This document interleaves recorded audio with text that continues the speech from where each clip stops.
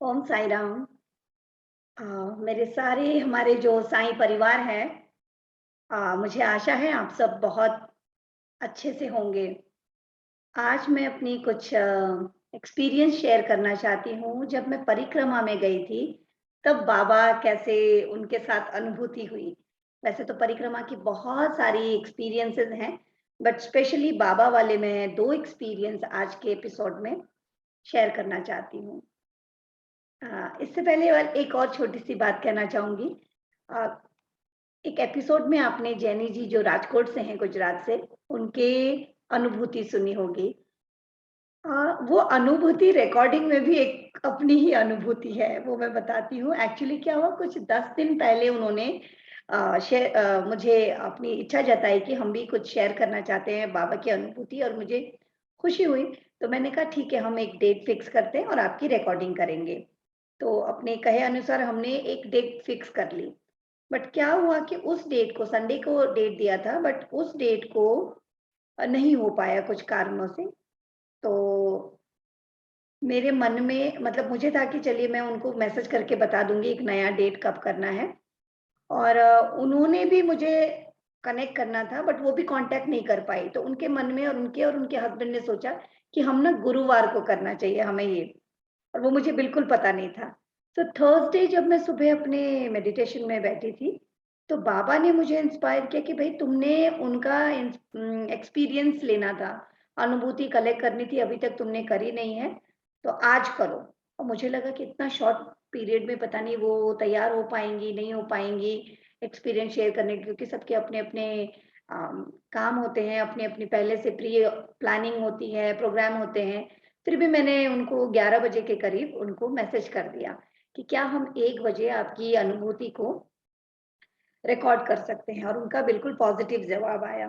और जब हम अनुभूति रिकॉर्ड करने के लिए लॉगिन हुए, तो उन्होंने मुझे बताया कि हम खुद थर्सडे करना चाहते थे और मैं खुद चाह रही थी लेकिन उससे पहले ही आपने बता दिया। तो ये छोटी-सी अनुभूति ये बताती है कि देखो बाबा को सब पता है। इससे पहले भी हमने डेट फिक्स करी बट कुछ कारण से उनको डेट चेंज करना पड़ा। फिर हमने नया डेट संडे का रखा, वो भी नहीं हो पाया। किसी कारण से हम एक-दूसरे के टाइमिंग्स में फिट नहीं बैठे और ये थर्सडे को होना था और थर्सडे उनके मन में भी यही आता है और मुझे यहाँ पे बताया जाता है कि आज तुम्हें उनको मैसेज भेजना है कि आज ही करना है। तो this is how Baba is taking care of this channel. मैं बार बार कहती हूँ मैं सिर्फ इसको रिकॉर्ड अपलोड करने के लिए ही अपनी कंट्रीब्यूशन दे रही हूँ। बाकी जो भी मैनेज कर रहे हैं किसको कब इंस्पायर करना है शेयर करने के लिए किसका रिकॉर्डिंग कब होना है वो सब शेड्यूल करने वाले हमारे बाबा हैं। अब मैं आपको अपनी जो पर्सनल एक्सपीरियंस है परिक्रमा के दौरान वो बताती हूँ। अ, ये नर्मदा परिक्रमा जब हमने शुरू करी, तो ऑलमोस्ट 2-3 दिन के बाद ही ओमकारेश्वर से शुरू करी थी। तो एक तेली भटियान करके जगह है, जहाँ पे गुरुदेव रहते हैं, सियाराम बाबा, जो काफ़ी बुज़ुर्ग हैं।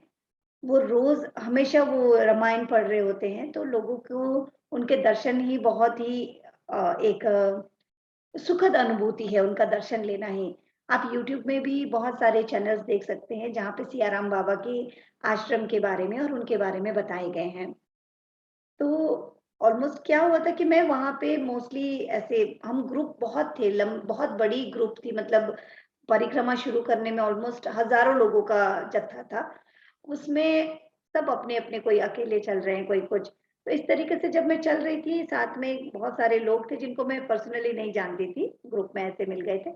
जब बिल्कुल गाँव आने लगा तेली भटियान, तो एक साधु जी थे और साथ में एक और गृहस्थ थे, वो भी इसमें चल रहे थे। तो साधु जी को अपना खाना खुद बनाना था, वो चाहते थे कि अपनी भोग वो खुद बनाएँ, तो वो उपले ढूँढ रहे थे। तो मैंने कहा कि आप इन गाँव में देखिए बहुत सारे लोगों के घर में उपले सुखाए हुए नज़र आ रहे हैं, तो किसी को बोल देते हैं और आपको उपले मिल जाएँगे। तो एक लेडी खड़ी थी, उनको मैंने कहा कि माताजी 2 उपले दीजिएगा, बाबा जी को कुछ बनाने। उन्होंने उपले दे दिए और बाबा जी वहीं रुक गए कि भई उनको भोग तैयार करना है और हम बिल्कुल आश्रम में पहुँच गए। तो जैसे ही हम वहाँ एंट्री करने लगे, गाँव सा है और एक उनकी बिल्डिंग है। तो जैसे हम पहुँचने लगे, सियाराम बाबा हाथ में जग लेके बाहर निकले पड़े।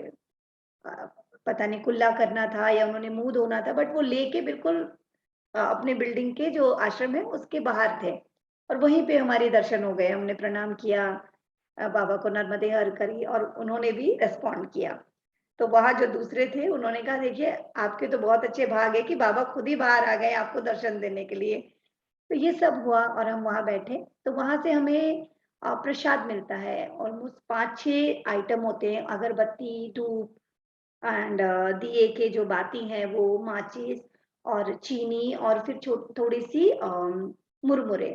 तो ये सब मिला एंड मन बड़ा अभिभूत हुआ कि देखो इतने हज़ारों लोग आते हैं और उन सबको ये कुछ ना कुछ भेंट दे रहे हैं।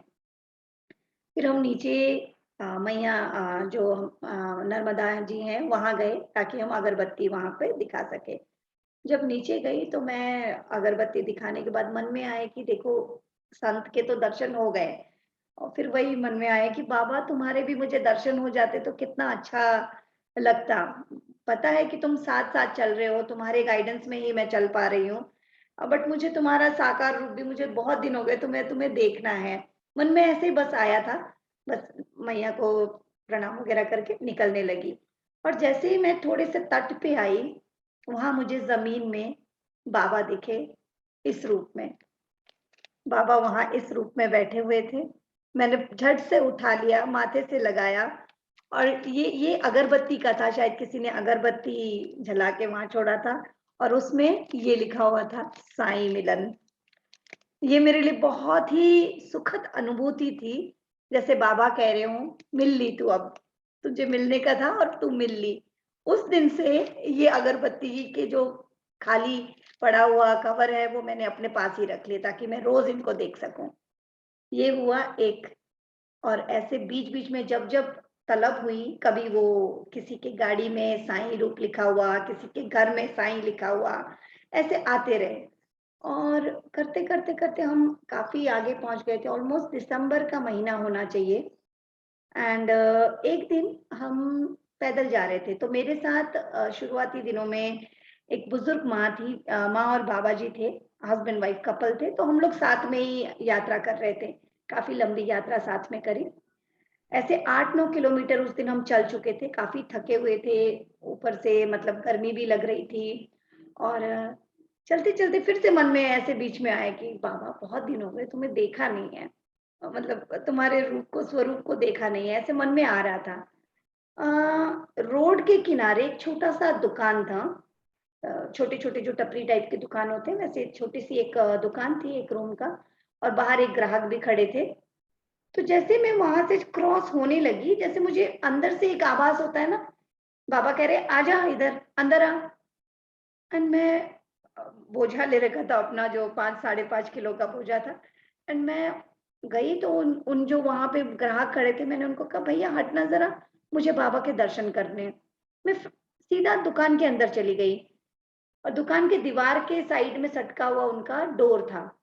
और जैसे डोर के उधर देखा तो बाबा की बड़ी-सी एक फ़ोटो थी वहाँ पे। आई डिड माय प्रणाम और मैं निकलने लगी। पता नहीं क्या आवाज़ थी, क्या थी? तो वो जो दुकानदार थी, वो एक लेडी थी, बुज़ुर्ग महिला थी और जब हम नर्मदा परिक्रमा में होते हैं, वो लोग हमें मैया के नाम से बुलाते हैं, वो हमें संबोधन मैया से करते हैं। मैं निकलने लगी तो उन्होंने कहा, "मैया रुक जाइए।" उन्होंने वो व्हाइट मीठी जो गोली होती है चिरौंजी, वो एक कागज़ का पन्ना लिया कॉपी से और उसमें उन्होंने डाल के मुझे पकड़ाई, कह रहे, "ये आप प्रसाद के नैवेद्य के रूप में यूज़ कर लीजिएगा।" इस तरीके से मतलब मैं निकल पड़ी, तो मेरे साथ जो माँ और बाबा थे, बाबा मुझे देख के हँसने लगे। ये लड़की को कैसे पता चला? और ग्राहक के मन में भी कि भई मैं तब से खड़ा हूँ, मुझे तो नहीं दिख रहे थे बाबा की फ़ोटो, ये लड़की कैसे अचानक अंदर घुस गई? अब मुझे भी बड़ा ताज्जुब होता है। बिल्कुल ऐसा ही भान हुआ जैसे कि आपके कोई परिचित कहीं अंदर दुकान में बैठे हुए हैं, जब आप चले जाते हैं तो वो बीच से आवाज़ आती है ना, कि आपको ज़ोर से आवाज़ देते हैं, "अरे सुनो!" सेम वे पे बाबा ने ऐसे ही मुझे, मैं चल रही थी और अचानक से मुझे वहाँ खिंचा हुआ, जैसे बाबा कह रहे कि इधर आओ एंड ये था मेरा एक्सपीरियंस जो साक्षात बाबा ने ऐसे दिए साक्षात्कार। वो दिन को आज भी सोचती हूँ, तो मुझे लगता है कि भई तुम मैं उनको बुड्ढा बुलाती हूँ कि बुड्ढिया आप नाटक ही करते रहना, इतनी ज़्यादा कैसे कर लेते हो? इतने लोगों के साथ लीला कैसे रच लेते हो? बिल्कुल लीलाधारी बैठे हुए हैं, हर पग-पग पे वो लीला करने को तैयार, पग-पग में आपके हाथ थामे तैयार। आगे भी मैं एक और आपको शेयर करूँगी नेक्स्ट एपिसोड में कि उन्होंने कैसे मेरा ख़्याल रखा इस पूरे परिक्रमा के दौरान। आज के लिए इतना ही। आप सबको मेरा प्रणाम। ओम साई राम। और बाबा हम सब की लाइफ में ऐसे ही लीला रचते रहे। उनको उनके जो ये लीला है, वो हम सब की लाइफ में ऐसे ही बरसती रहे। ओम साई राम।